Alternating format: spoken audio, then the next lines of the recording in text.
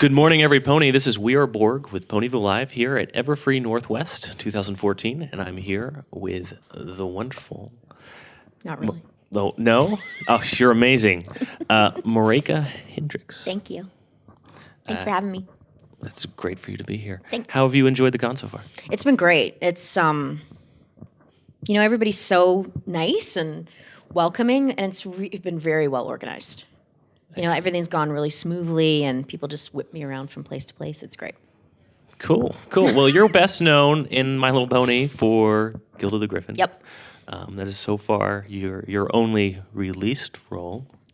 Yes, in My it's Little Pony. It's my only one episode of Gilda. One episode of Gilda, and that's quite a character. There was that Gilda cosplay during the VA panel. Yeah, there was a huge full suit Gilda guy that was cosplaying, and it was amazing. It was pretty amazing. Yeah. He kicked me off the panel. He stole my seat.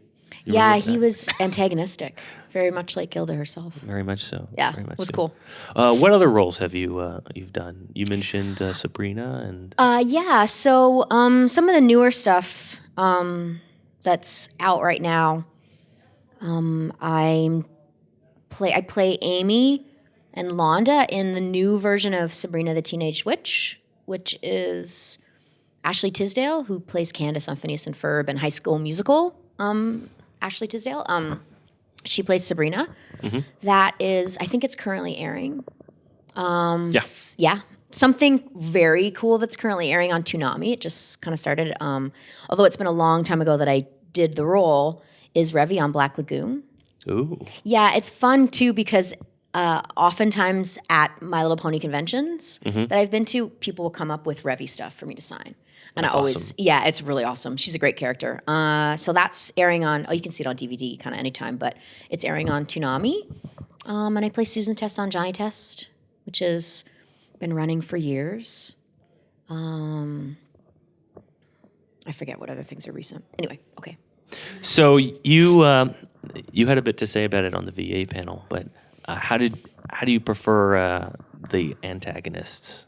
Voicing an antagonist versus a protagonist or just a background character? The antagonists are the funnest, for me anyways.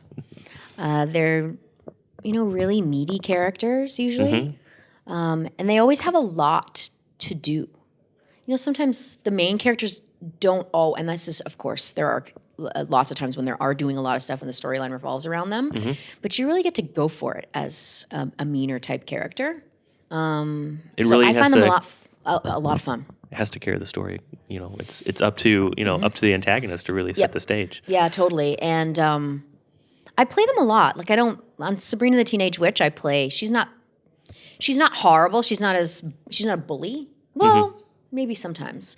But it's funny because I do play those kind of characters quite a bit, which is unusual given the way I speak. I sound I sound quite light in my speaking voice, so it's always cool to play that kind of a character anyway. I really enjoy it. Awesome. So what got you what's the short version of how you got into voice acting? The short version is I had mentioned to my agents that I'd like to do animation, but it wasn't until they saw me in a play where I had to cry like a baby.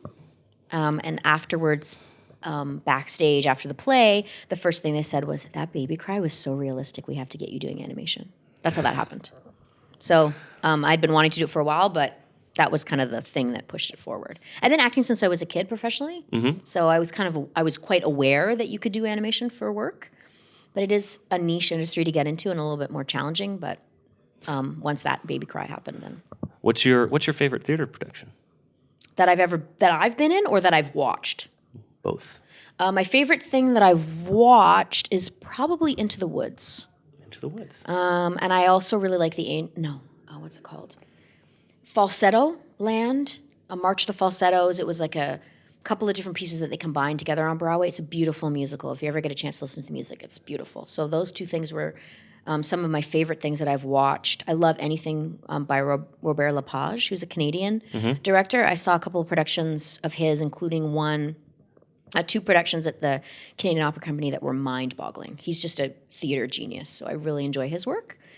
And then my favorite thing that I've been in was a small play which was done at Buddies in Bad Times Theatre in Toronto by a new playwright at the time named Fabrizio Filippo, and it's called Waiting for Lewis. Waiting for Lewis. What was that about? It was about, there were a couple of different, plot lines. It was a boy and his mother with an interesting relationship, and how his life intersected with a family who moved to the town from a big city. And I played the teenage daughter of the family that moved to the small town. It was just a really great play. Everything about it was, the script was great. My character was fun. Again, somebody who was not the nicest of people. And I really enjoyed doing it. So, yeah, it was a great play. I really liked it. Would you recommend theater as like a fantastic way into getting into other forms of acting? Absolutely. It's kind of to me, it's the foundation of being an actor. You learn so many skills when you're doing a play. You get the benefit of a long rehearsal process. If you're lucky, you get, let's say, 3 weeks to rehearse a play.